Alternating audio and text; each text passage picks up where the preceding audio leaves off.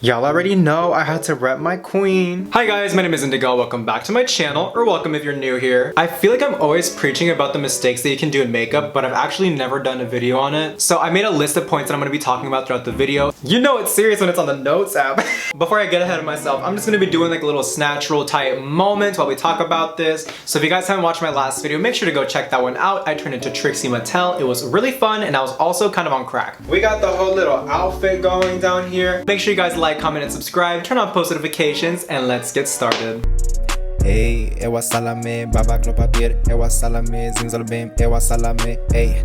So the first mistake is actually a 2-in-1, like the little shampoos that the straight men be using. Ooh. People don't know their skin types or skin needs. Makeup is like skincare. You have to understand. If you have very oily skin, you're gonna like more powdered products, and if you have drier skin, you're gonna like more liquidy and oily products. That does not mean that you have to use those products. That just means that they're more suited to your skin type. And it helps a lot when you're first starting off if you at least know if you're oily, dry, combination, acne prone, sensitive. These are all very important factors because they're drastically going to affect your skin. And just like everybody's skin is different with skincare, everybody's skin is different with makeup. So some dry people might have the most stubborn skin when it comes to makeup. It just won't hold, it'll get cakey. And some people with oily skin never have to bake and their makeup never falls apart. Must be nice, can't relate. And those points sound really obvious, but it's actually not, because I've had a lot of friends that have used makeup forever and they constantly ask me what foundation should they be using, and so on and so forth.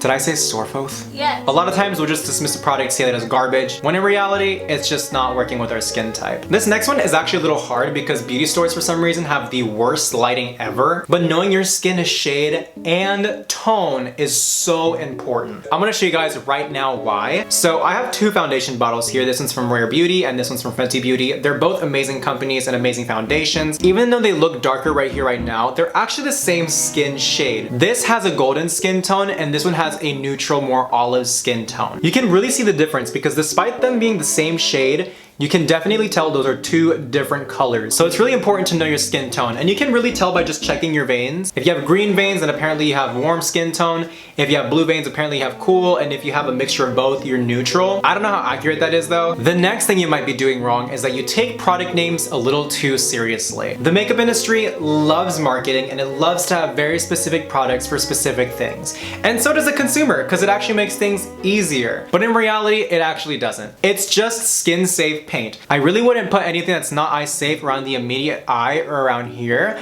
but other than that, you can really put it anywhere, to be honest. For example, I've actually been using my Fenty Beauty foundation as concealer recently and it's been immaculate. I'll show y'all right now, look. Boom, boom, blend that in, and then get it down here.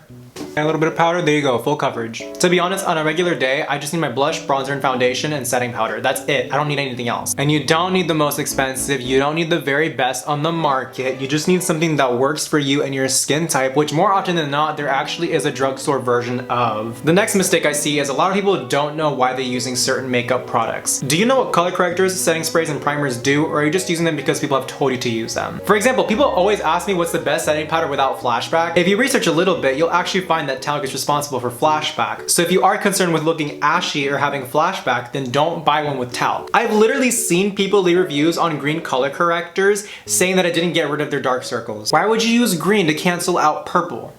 It doesn't make sense. If you look at the color wheel, you'll actually find that purple is the opposite of yellow. So you actually want a yellow color corrector. Why would you use a green one? You don't have to go absolutely crazy and find out every single little thing about makeup ever imaginable, but when you do your research and you start to understand why things work and how they work, it'll make your life so much easier finding more makeup products. Alright, so this next step is really gonna hurt some people. Some of y'all about to be real mad at me, but it must be said.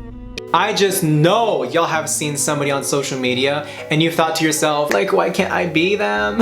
And you see their makeup and you're like, wow, like their makeup is really cute, like let me try it. And then you try it and it doesn't look good on you, like at all. I have been there, I have done that. Also me, stealing everybody's face for every other video.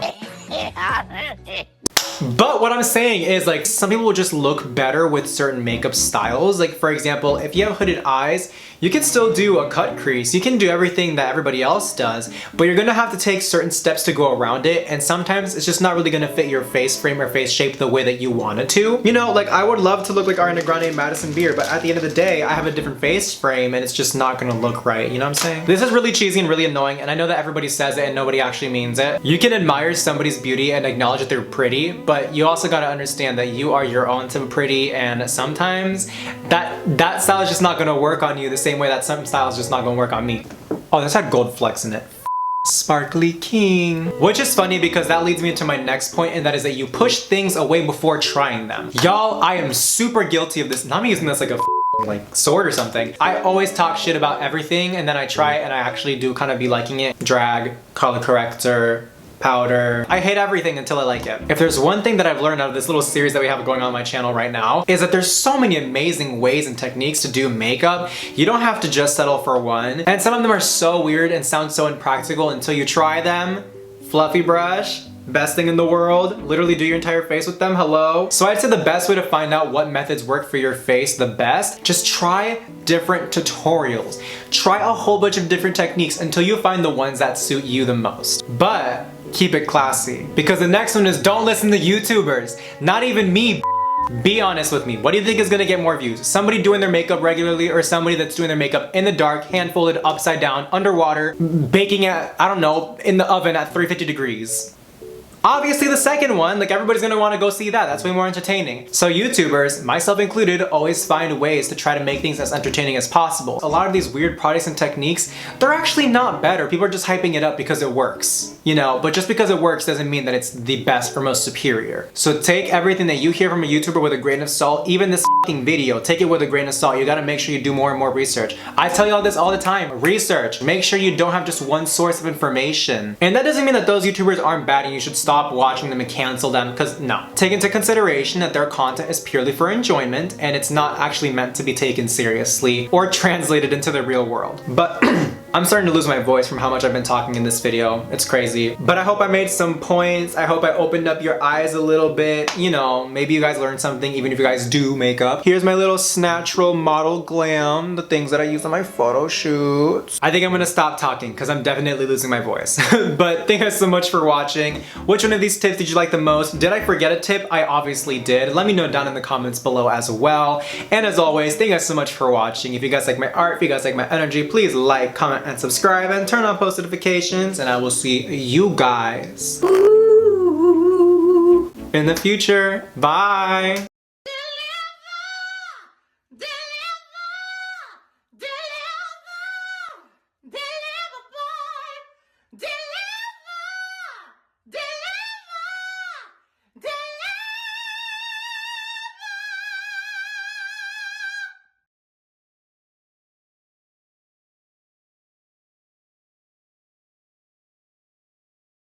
Yes.